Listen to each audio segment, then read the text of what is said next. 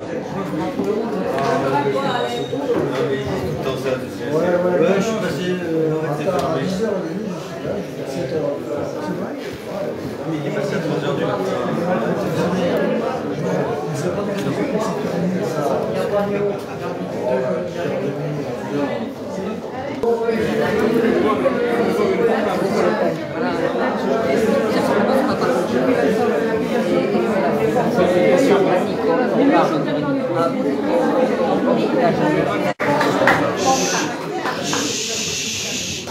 Merci à tous, bienvenue au musée d'art moderne. Donc juste 4 petits mots, ensuite je céderai la parole aux enfants, donc à Jean et à Françoise, donc pour pouvoir assurer l'éducation de ces 5 enfants. Il s'est reconverti et son premier métier, ça a été un métier de plombier. Pour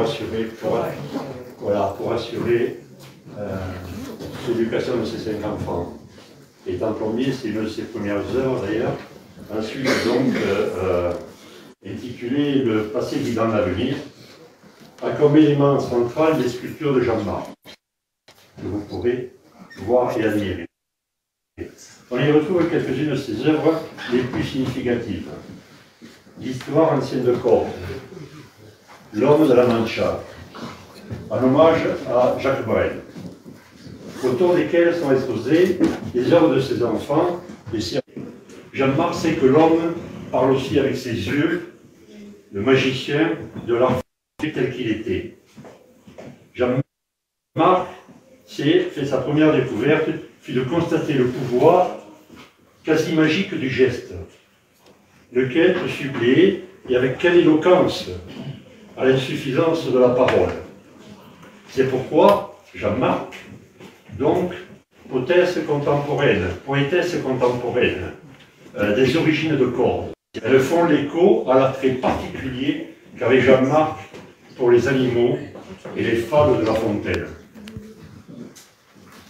Les peintures et les multiples allus d'Alain Marc, sont un travail des questionnements supposés qu'aurait eu son père, cher à ton papa, donc parole animale, source de sagesse et de réflexion, et sublimation de la force de la pensée.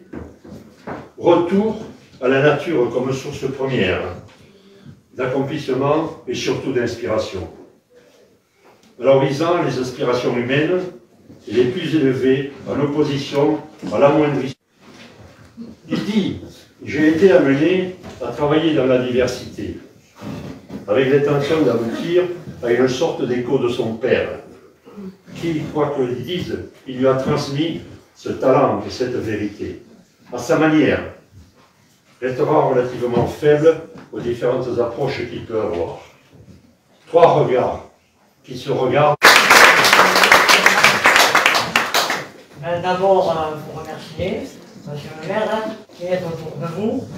Ça, c'est la première chose qu'aurait dit papa, et je ne fais que transmettre sa pensée à travers mes propos. Donc je le dis pour Françoise également, je le dis pour tous ceux qui sont là. Je vais vous remercier aussi par votre présence d'entretenir cette sorte de flamme. Et avant de parler de mon propre travail, de vous dire pourquoi il s'inscrit en même temps que celui de Françoise dans ce que nous pouvions amener parabole que papa mettait dans ses œuvres. Voilà, je lui laisse la parole. Je pense qu'elle vous dira pourquoi Marie de France, avant Jean de La Fontaine, était déjà une tête de proue quelque part de la pensée que Jean-Marc, notre père, transmettait à travers ses œuvres. Alors je vais essayer de prendre le relais, je ne suis pas du tout à l'aise, vous m'excuserez.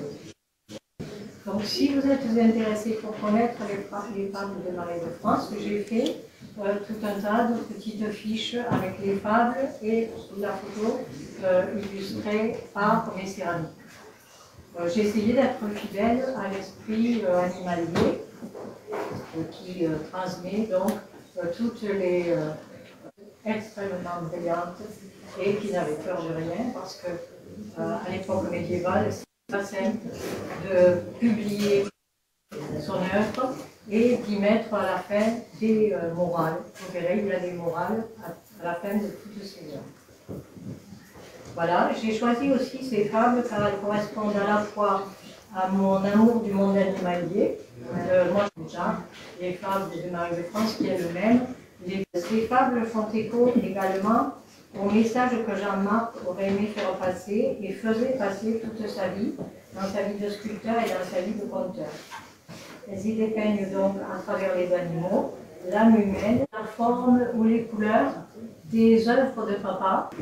Et je suis sûre que notre père Jean-Marc aurait aimé nos représentations respectives, qui sont à la fois légères et joyeuses en ce qui me concerne, et qui sont beaucoup plus profondes et beaucoup plus réfléchies. On choisit ce titre pour notre exposition, Le passé guidant l'avenir. Voilà.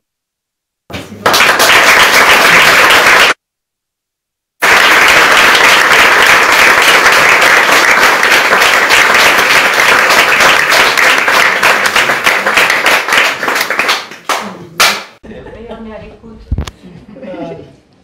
Tu sais, à Cordes, tout le monde aimerait prendre un petit bout de corde avec lui et l'amener au bout du monde pour l'offrir gratuitement, gracieusement, aux gens qui connaissent ta corde. Alors, moi, je vous offre une rue de corde, et c'est pas loin, mais c'est pas loin. C'est en dessous le portail fin, dans la grande rue, là, quand elle va descendre, pas loin de son premier atelier, là où il a démarré. Voilà. Et si vous scannez, les autres vous pourrez en prendre tout le monde, si vous scannez ça avec votre smartphone, vous arrivez sur l'application, que si vous ne l'avez pas, vous la téléchargez, et puis vous allez pouvoir vous trimballer avec une rue de corde dans la poche de notre smartphone. Et avec cette simple petite carte, partout où vous irez, vous pourrez montrer aux gens la rue de corde dans laquelle vous pourrez les amener. Alors, elle se présentera sous une grande sphère, petite si vous la rapetissez avec les doigts, grande si vous voulez montrer que corde c'est vraiment grand quand même.